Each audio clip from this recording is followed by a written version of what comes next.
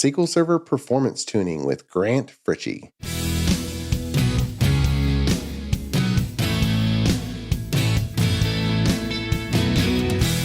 The Azure DevOps Podcast is a show for developers and DevOps professionals shipping software using Microsoft technologies. Each show brings you hard-hitting interviews with industry experts, innovating better methods, and sharing success stories. Listen on to learn how to increase quality, ship quickly, and operate well.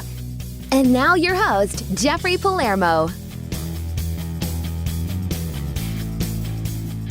Before we start, I want to put out a personal message.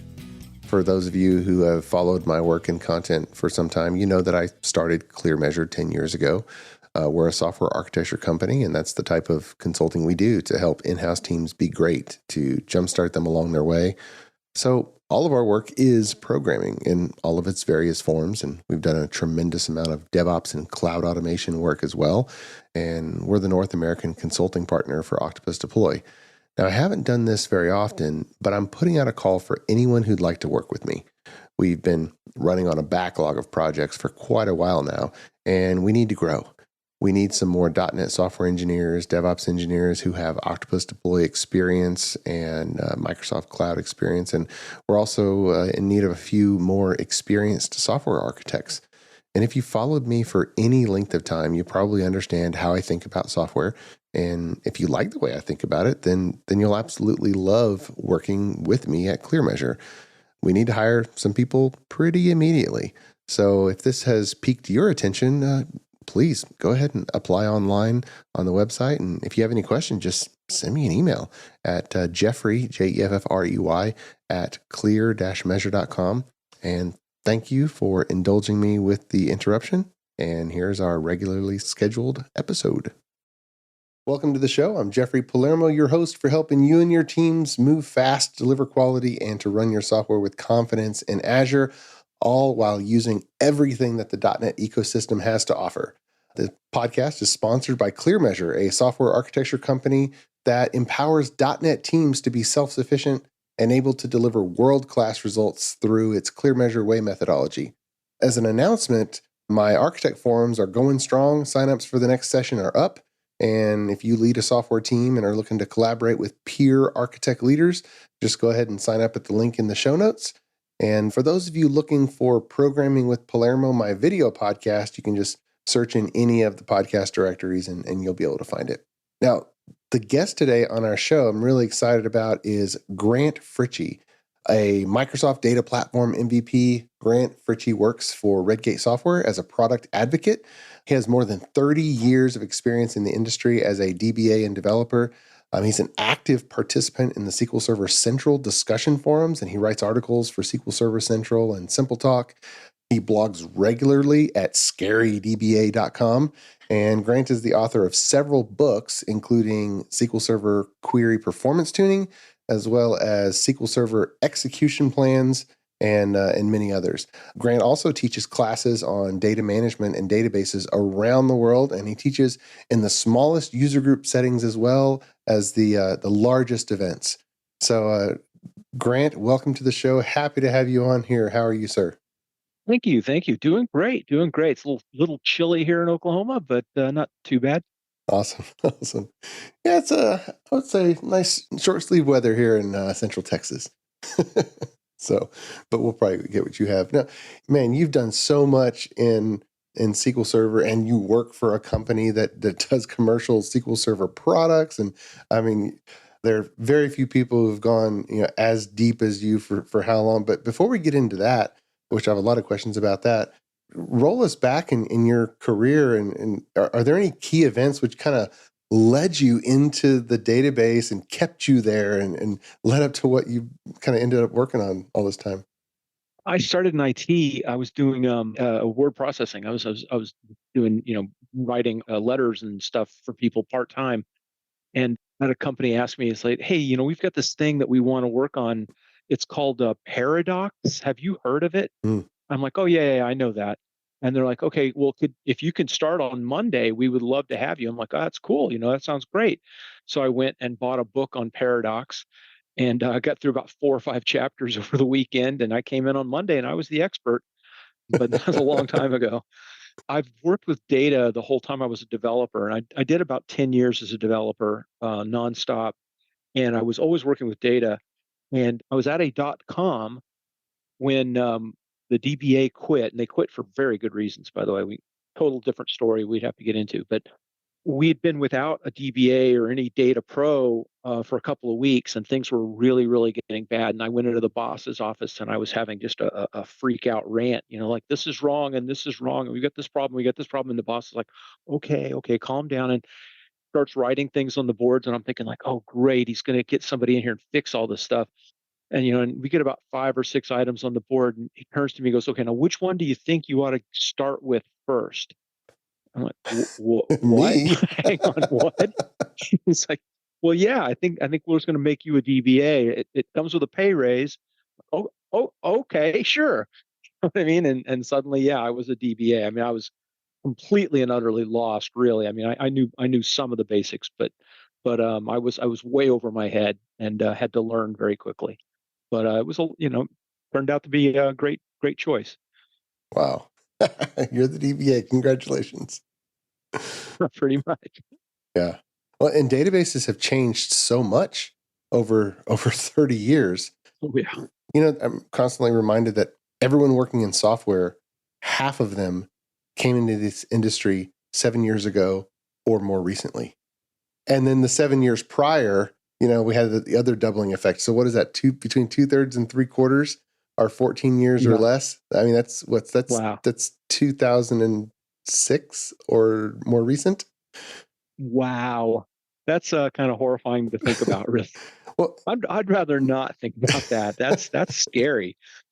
well, are there any big shifts that more recent developers and all the developers work for data just need to know about shifts in how databases have worked that would kind of continue to be useful just to know that context happened in the history of databases? That's a great way to put the question. And I don't have a good answer. There are some massive shifts in the way data and data management works, and it's at two levels, right? There's within relational data structures, Postgres, SQL Server, um, pick your poison. There's been a lot of shifting in the way data is stored. Let's pick on SQL Server. I mean, this is you've Hmm. got a bit more of an Azure crowd, so Yeah. let's pick on SQL Server for a minute.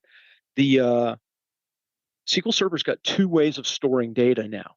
It can store data as a column store, or it can store data as a row store.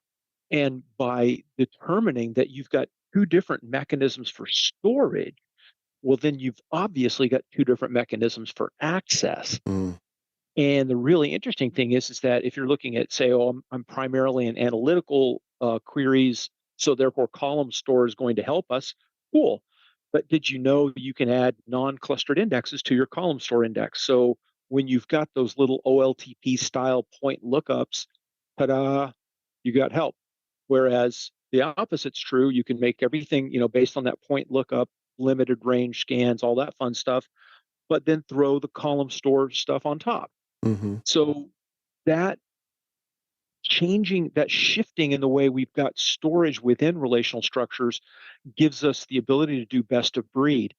But then the bigger picture is stuff like Cosmos, implementing MongoDB and some of the other things that it implements underneath, and then stuff like Synapse, which is just SQL Server at its root, but it's an implementation of SQL Server that's radically different. Each of these things gives us a unique tool. So the modern developer, the developers today get to pick tools. And whereas before we had to well, okay, it's a data warehouse. Well, it's going in SQL Server. It's an OLTP system. It's going in SQL Server. it's we just tried to cram everything into one spot for good or for ill. Now you get to pick and choose. You really get to make some, it's choose your own adventure kind of thing, and you can be very successful that way. And in fact, if you are trying to force everything, like, oh well, I know MongoDB, so I'm just going to force all my data into Mongo, you're hurting yourself just as badly as if you're like, well, I know SQL Server, so I'm going to force everything into SQL Server. Hmm. We're in a great position nowadays. We can pick what's best for the problem space we're working in. And I think that would be the one. It's not so much an evolution as an addition, but I would say that's the one thing I would emphasize to anybody. One of those people who've just come in the last 7 years. You're coming in after we've made the shift into this new world. Mm-hmm. I would want you to really emphasize the knowledge of that shift so that you can then get it into your brain and more into your gut to go like, okay, tool for the job, to what is my task? Not simply what do I know, but Mm-hmm. what is my task? And then therefore my task drives my other decisions. Yeah, that's a good point. I think historically, a lot of people still go to straight SQL Server because it's so easy for downstream tools to integrate with it. And you may Sure. think, oh, should I store it in a different way? Maybe, but then do I have to rethink ETL? Then do I have to rethink these other things where I've got this whole ecosystem of tools and they all just natively know how to get into SQL Server and pull the data. So how do you advise people, and what are the canonical scenarios where it's like, maybe I should reach for Cosmos or something else? Well, I mean, it again, I tend to focus on tasks. So let's, for example, building a Internet of Things kind of stuff. I've got Raspberry Pis over here I play with occasionally. You're building out stuff with Raspberry Pis. You're on the edge, right? Mm-hmm. They call it. And you're hooking them up to a whole bunch of cars, and you're going to be collecting data from millions of cars all over the planet. Could you do all that with SQL Server? Yes. Is it going to do it well? And the simple answer is no. It it doesn't have an easy distributed collection system. So you're going to have a somewhat centralized collection system. Well, for a planetary, like I'm collecting data from Australia and the United States, man, I don't, wherever you put the server, somebody's suffering, right? Mm-hmm. So you're going to want more of a distributed data collection mechanism. You're also not necessarily going to want something that's really transactionally aware. I mean, does it matter that that Volkswagen bug in the Outback pinged you twice when it only should have pinged you once? Nope. Mm-hmm. It's just not going to matter. And so a transactional, limited scope data structure isn't going to serve that well.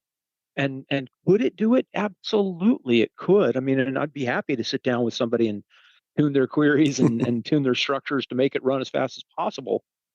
But it's not going to work well. And so that's the key is identifying the situation you're in and the data that you're doing and the nature of the needs of that data. And that is going to drive some of the decisions, even though it's going to cause you some pain because I'm used to developing for SQL Server. Now, if I'm going to develop for Cosmos, it's different. Mm-hmm. And then differences, frankly, it means new learning, new pain, and new issues, and hey, new technical debt, yay. Mm-hmm. But at least you're facing the right tool for the task, and to me, that's the important driver. It convenience and knowledge, yeah, they're handy, but you really ought to be driven off your task as making those decisions for the right kinds of technologies. At least that's my 2 cents on it. Yeah. Yeah.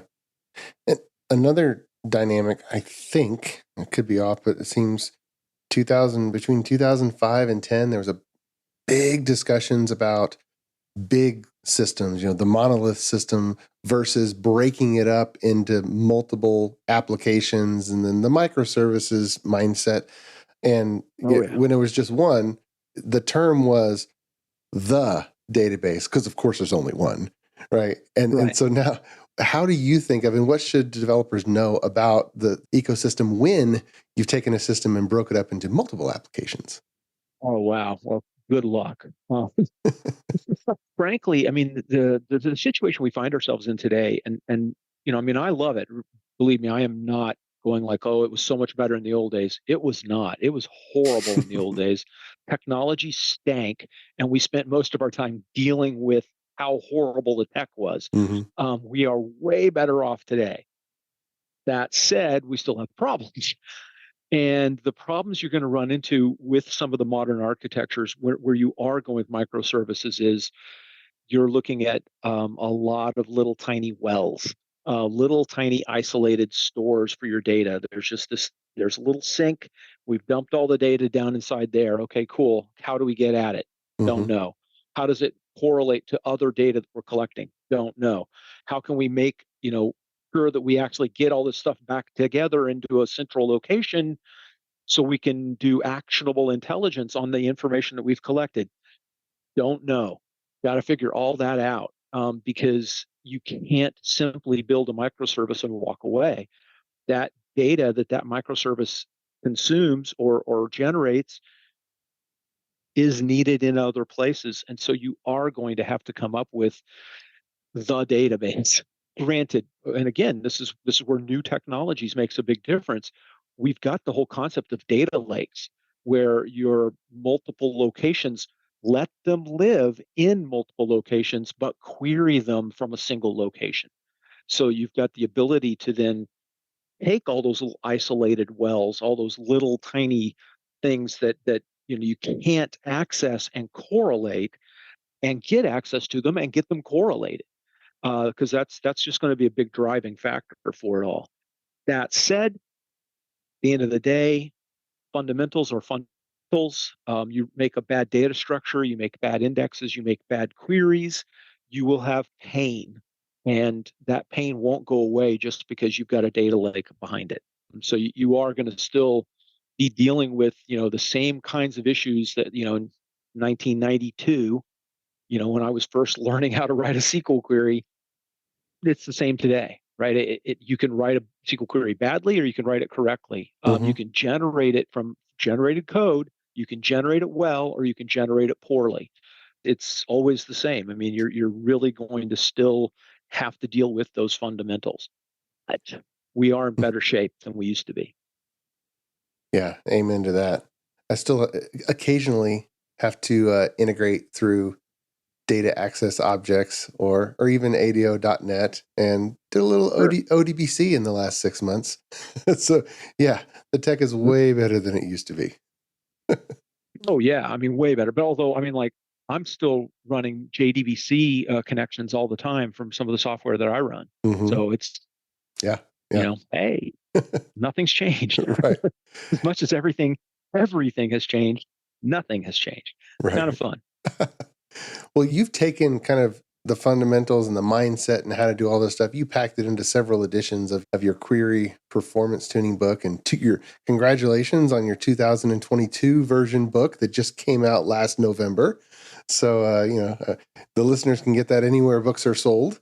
Yeah, pretty much. Yeah. A year in the Yeah. making, that one, because unlike a lot of times when you rewrite a book, I mean, you already know this, you kind of go in, you look at it, and you're like, this chapter needs a little updating, and let's search and replace everywhere where it says 2019, we'll replace it with 2022, Hmm. and stuff like that. I was looking at my book and I said, I don't like it anymore. I don't like this book. So I threw it out and I completely rewrote it from scratch, except Wow. for one chapter. One chapter I stole. That was the chapter on cursors, because nothing's changed. I did I did do a little cleanup and update on it. In But 24 other than years. that, all the other chapters are completely rewritten from scratch. Wow. Wow. Now, did the latest version of SQL literally change that much stuff, or did you just find better ways to explain things? It was much more about better. I mean, let's be honest. 2019 and 2022 SQL Server both brought in some amazing stuff that is unique and new. It's all of the active intelligence inside the query tuner, inside the query engine. Um, that's radically new stuff. But the main reason I restructured the book was because it had been mildly adjusted over almost a decade. Hmm. Um, and it just needed to be changed. There were better ways to teach, better ways to break down the structures, better ways to organize the chapters so that we weren't talking about recompiles before we talked about the optimizer. right? I mean, you kind of need to know Mm-hmm. what the optimizer is and what it does before you start talking about recompiles, because what's a recompile? Mm-hmm. What happens in a recompile? I don't know. Yeah. Look at the next 3 chapters away, and that'll give you that information. No, no, no. Let's tell people how the optimizer works, then tell them what recompiles are. Mm-hmm. Stuff like that. And it was just it needed a lot of love, and so it got it. Right. Right. Many thanks to our podcast sponsor, ClearMeasure. ClearMeasure is a software architecture company that empowers clients' development teams to be self-sufficient, moving fast, delivering quality, and running their systems with confidence. Whether starting a new project or developing new technologies or techniques, ClearMeasure sets up your team to deliver world-class results. Learn more at www.clearmeasure.com. ClearMeasure, empowering software delivery. ClearMeasure is also happy to be a sponsor of the video podcast, Programming with Palermo. Watch, learn, and program alongside Chief Architect Jeffrey Palermo. Videos are added weekly and available on syndicated locations supporting video podcast or by visiting palermo.network. Tune in today. So now, obviously DBAs need to go deeper, but every developer that's, calling to a database needs to know, have a certain level of competency, and hopefully they've, had some database classes, whatever, at their education. And I remember, formally going through the normal forms and Boyce Codd normal form. But what's your idea on how much of that theory is universally applicable, and what are the rules of thumb that every developer just needs to know? And if they don't know what you're talking about, they need to go and hit a bookstore and catch up. Yeah. That's a great question. I like it. My biggest thing is because when we're talking performance comes down to the code. It's always down to the code. Mm-hmm. Yes, data structures matter. Normalization is actually a performance. There's multiple reasons. One of the reasons you do normalization is for performance. And Mm-hmm. I know people are like, well, wait, no. If you have too many joins, it slows performance down. It's like, no, not really. But we can talk about that offline. To me, it's the code. And so the one thing I would ask is that if you're generating your code, you're using in Hibernate, you're using Entity Framework. I love Entity Framework, by the way. Great tool. But if you're using Entity Framework in Hibernate, one of the other ORM tools, don't assume that the code it generates is perfect. Mm-hmm. In fact, assume that somewhere in the region of 5 to 10% of the code it generates is going to be garbage. And then you will need to write some SQL, and you will need to know how to write SQL. Mm-hmm. And it's only going to be about 5 to 10% of the code, but it's going to be the hardest 5 to 10%. Right? The easy stuff, that's automated. Right? You don't need to think about it. Mm-hmm. Insert into table. There's only really one way to get it done. The code can generate that just fine. Mm-hmm. But some of the select statements, some of the queries that you're going to need to run to pull your stuff together, if you're looking at generated code, most of it's going to be great, right? Most of it's going to work fine. But about 5%, and the hardest 5%, is going to require you to write it. And that means you will need to know what T-SQL is and how T-SQL works, and Mm-hmm. what's good T-SQL versus what's bad T-SQL. And maybe bring in a database developer, a DBA, some kind of pro who can assist you with that last 5% of the code. Because again, the other 95% can be generated just fine. You don't need to worry about it. And I know people complain about ORM tools, but usually it's one of two issues. Either the ORM tool's been implemented incorrectly, and that's possible, and then you get really, really bad code out the back door and all kinds of horrible things happen. Mm-hmm. Or you've hit that 5%. You've hit those places where, yes, the insert, update, delete statements all work, but the select, oops, that's not working well. It didn't generate well. We need to write some T-SQL. If you work well with your data pros, you'll be able to fix that little bit at the end with a little bit of work. But if you're not working well with your data pros, Yeah, you're going to generate about 5%, somewhere around the neighborhood of 5% of your code, and it's going to be really stinky code, and you're going to hear lots of screaming after it goes into production. Mm-hmm. Yeah. Seen it over and over again. Yeah. With C Sharp and JavaScript and HTML, there's static analyzers that can say, hey, you know what, that code, here's some warnings, or you might want to do that differently. Are are there any go-to tools, in your opinion, that every developer just should be plugged into their tool set that can alert them to say, hey, I know you're using the Entity Framework, but stop, because regardless of the shape of your data and how big your database is, that's a bad query. Right.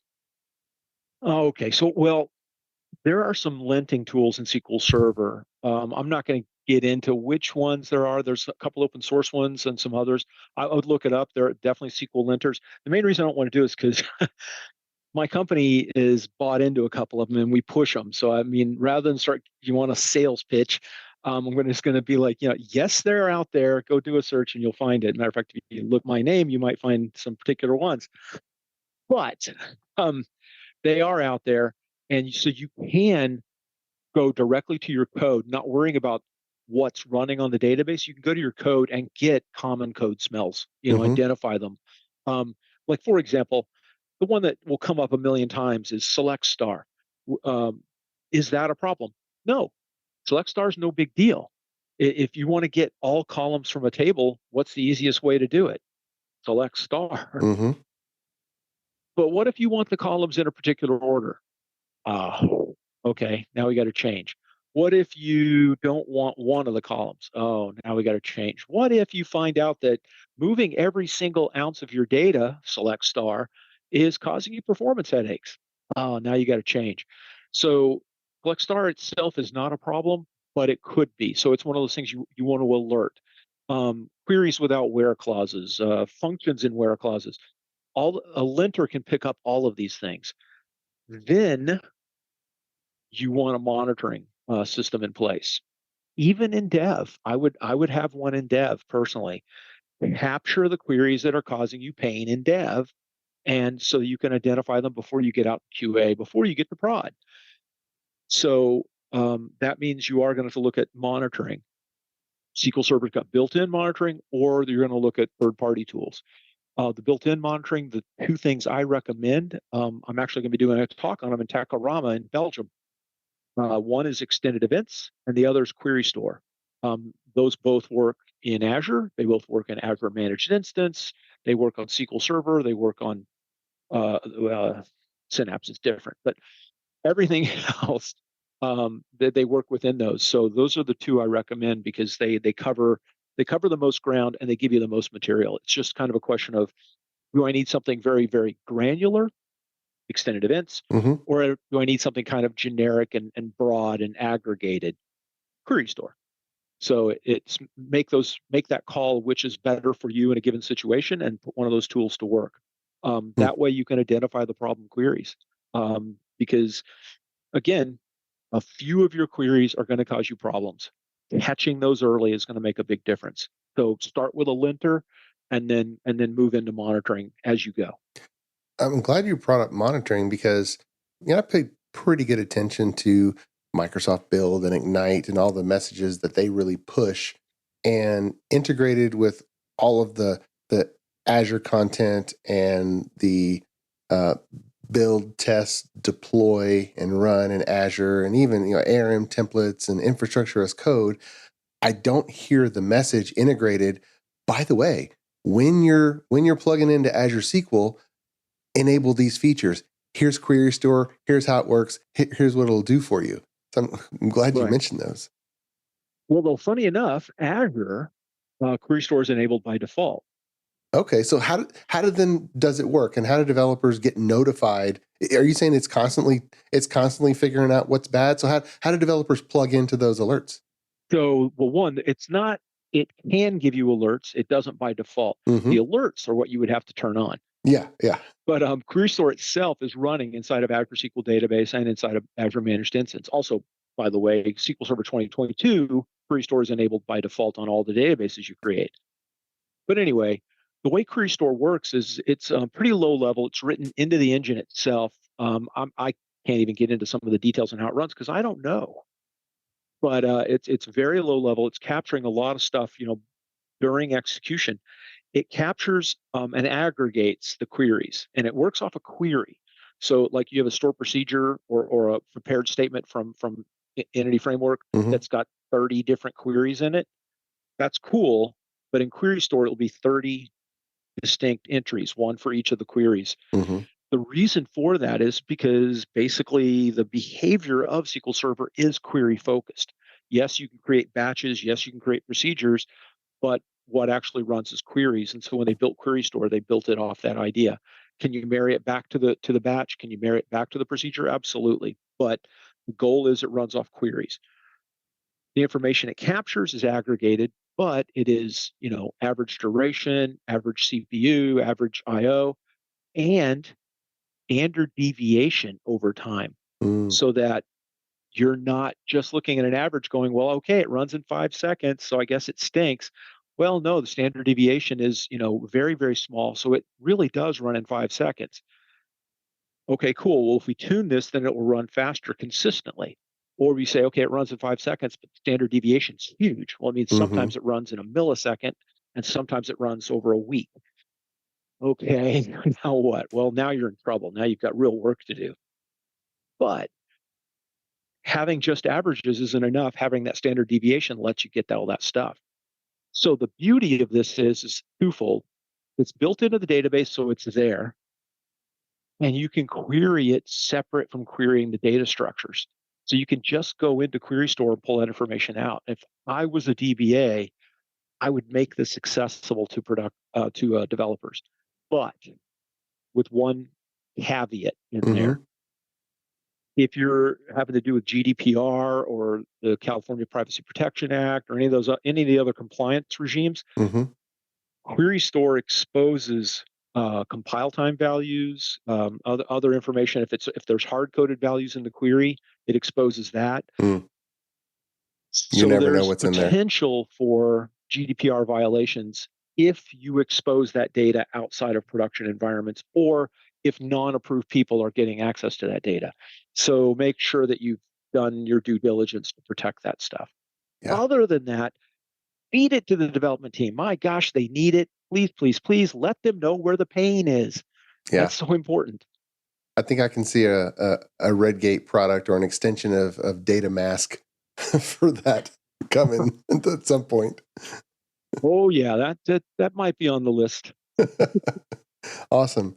Well, obviously, there's not enough information to go through everything to think about with performance tuning in just our short time Yeah. here. Yeah, But there's a rather thick book on something like that. that's right. That's right. But I do want to. I kind of do want to dive into the work that you do on a day-to-day basis. I'd like to get the sales pitch. You focus on this. Redgate Sure. is the best of breed for commercial tools for SQL Server.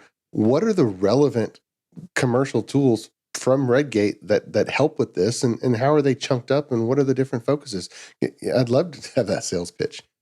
Okay, well, we make a lot of tools. We make a lot of tools, Mm-hmm. but I'm gonna focus on three areas: compliance, which we just brought up, DevOps, and monitoring. Now, our monitoring tool, SQL Monitor. Right now, it is, I think, the best SQL monitoring tool out there. It supports AWS, it supports Azure, it supports on-prem, VMs, you name it, we do it. Mm-hmm. And we've got 5 different development teams working on it. Only 4 of them are working on the SQL Server side, but there are 5 teams working on it. And it's going to, well, it already does, but the big announcements aren't out yet. But I can still say this: it's going to support PostgreSQL, so it's going to be multi-platform as well. So Mm-hmm. I really recommend that tool. So monitoring is one. The other tool is compliance. We've got a whole series of tools around protection for your databases, to basically make it possible to give developers the one thing they want: production data, but give it to them in a clean fashion Mm-hmm. and in a small and fast fashion. So we've got this tool, Data Masker, which cleans the data. But we've also got a tool called Clone or Spawn, that it has two names because there's a lot of development going on with it. But anyway, the clone tool allows you to make copies of databases fast. So you pay a little tax up front, create an image, and it basically takes about as long as a backup. Once you've done that, then creating a clone takes seconds, 15 to 45, give or take, second. Mm-hmm. Brand spanking new, clean data in your non-production environments. Quick. So you can refresh your data over and over again, once a day, twice a day, once a week, whatever tempo fits your work, you can do because you can do it fast. You're Mm-hmm. not sitting there waiting. Oh, well, it's a two terabyte database. I got to wait 3 hours for the restore to run. Nope. You can get the copy of this database in about 30 seconds. Cool. Yeah. So we've got that tool, and then we have got DevOps tool. And the DevOps tools, the big one is Flyway. We've gone through multiple permutations trying to figure out the right way to do DevOps with databases because it's hard. Flyway answers the problem. Basically, it uses a hybrid approach. Instead of state-based, which was our original tool, SQL Compare, Mm-hmm. how Redgate got started, compares two databases, finds the differences, and generates a script to set up those differences. Now that's state-based. The problem with state-based is some of the scripts, it's almost like ORM tools. Some of the scripts are hard. Yeah. And so when the scripts are hard, the state-based tool fails. So the worst problems, state-based just upchucks and can't do it. Mm-hmm. So the other approach is migration. Now, migrations is the foundation of Flyway, and migrations is basically just a manifest of changes. You've got a set of changes you want to run them in this order. Ta-da, you're up to date. Mm-hmm. You've got new changes. Cool. Let me see what's in the database. Okay, you're up to this point. Well, then I will run scripts after that point. Ta-da, you're up to date. Migrations fixes that big issue because you can, we need to adjust the way the script works. We're going to rewrite it. Awesome. We do that, and now it works. So off we go. Fixed it. Flyway. Yay. But it can cause you to sort of bleed dev into prod, meaning add a column, drop a column, add a column, drop a column, add a column, drop a column, all the same column, by the way. Yeah. Normal development, right? I'm not throwing rocks at dev. This is how you do it, right? You're experimenting, you're trying it. Sure. That didn't work. Try a different way. Okay, no, that didn't, that worked worse. So let's try another. Cool. But when you deploy that mess into production, that's a problem. So Flyway Desktop is our latest tool, is a hybrid tool. It uses based inside of dev. So you just run a compare and you're tracking all of your object changes as objects. Ta-da, you've got history and all of the cool things that source control gives you at a database object level. When you can then generate migrations when you're ready to go to production, have that neat, clean migrations approach as opposed to the state-based approach, but only when you want it. So we've got a hybrid tool that's going to solve a lot of database DevOps problems. Most of them, in fact. I've yet to hit one that we couldn't figure out a way around at this point. But that's in a nutshell. Those are the three big areas where we focus. Now we've got a lot of other little tools, but those are the ones I would talk about: monitor, compliance, and DevOps. Okay. Awesome. Well, we'll look forward to that new Flyway coming out. I know it came from a Java background and heavy on non-SQL as well, right? Oh yeah, it supports 27 different database platforms right now, and that's going up. But it's fantastic. And Flyway Desktop right now supports currently SQL Server, of course, because that's our bread and butter.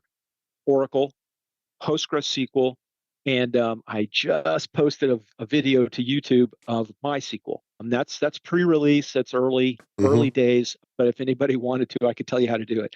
There's a couple little cheats you have to do to make it work. But regardless, we're supporting MySQL. So that's Flyway. Flyway Desktop is going to support all four of the big databases, and then we're going to expand it out into, it's going to be Snowflake next probably, and then I think probably Synapse. I don't know. We'll see. But certainly, Snowflake is definitely the next big one that we will hit. But yeah, we're moving it forward as fast as we can. Awesome. And last question as we close up here. You've been in the database industry a long time. And if you were to fast forward another chunk of time, another 5 years, another 10 years, whatever significant, where do you see it going? Some people, when the NoSQL movement happened, they're like, "This is the demise of the relational database," or and so there's plenty of changes, and we think that there's changes that don't quite happen. But realistically, 5 years from now, 10 years from now, which things do you think they're just not going away because they're fundamental, and which things do you see changing and being radically different in the future? I think the one thing we can say is that one, relational structures are not going away. Mm-hmm. If there was a paradigm shift, like now, that completely changed the way we can store and retrieve data, such that why would you put it in this relational data structure? It's a waste of your time. Mm-hmm. Cool. 5 to 10 years from now, they're still going to be going. Want to know why I know? There's so much I used out to there. work for a company. Yeah, I used to work for a company that was running 1970s hardware, Mm-hmm. right? They were still running 1970s hardware. I guarantee relational structures are going to be around in 10 years. Oh, yeah. They're going to be around in 20. And that's assuming that's assuming a paradigm shift. Without a paradigm shift, yeah, I think the one thing I could say is we are going to see more of the kinds of stuff that we're seeing today, which is, the expansion of relational structures into more and more bigger and broader stuff, JSON inside the database, that kind of thing. We're probably going to continue to see an expansion into cloud services, certainly. But I think the really big thing that we're going to see shifts on is consumption of data, not the collection of data. I think collection of data, I think that's a problem we've kind of solved. Again, NoSQL solves some of it. Relational structures solve some of it, and everybody's going to pick the right thing for the right job and go forward. The analytical side, I think that's where we're going to see big changes. Things like, not necessarily including, but things like ChatGPT, where AI is able to find where the data is, where I don't know which spreadsheet you put stuff in, but we've got this AI thing that's scrolling through all the spreadsheets, and it knows, oh, it's over there. Mm-hmm. And so it can go and get it and pull it back in. And because let's face it, most data is in spreadsheets. Yeah. Most data is not in databases, sadly. But regardless, I think that the analysis of data is going to be shifting radically. And if I were a young man, which I am not, I would spend my time chasing analysis. I would be focused in that area, because that's where the most change and the most growth is going to occur in the next 5 to 10 years. I think it's going to be radical. I think in 5 years, it's going to be somewhat unrecognizable from where we're at today. And I think in 10 years, I'm going to be an old man at that point, and I'm going to go, what the heck is this stuff? I've never heard of it. I mean, it's going to be, it's literally going to be, like, I like the dial phone better. Said no one really, but I think that's where the real shift is going to be. And data collection is going to be roughly the same, because fundamentals are fundamentals, but analysis, oh my gosh, it's going to be a whole new world. Awesome.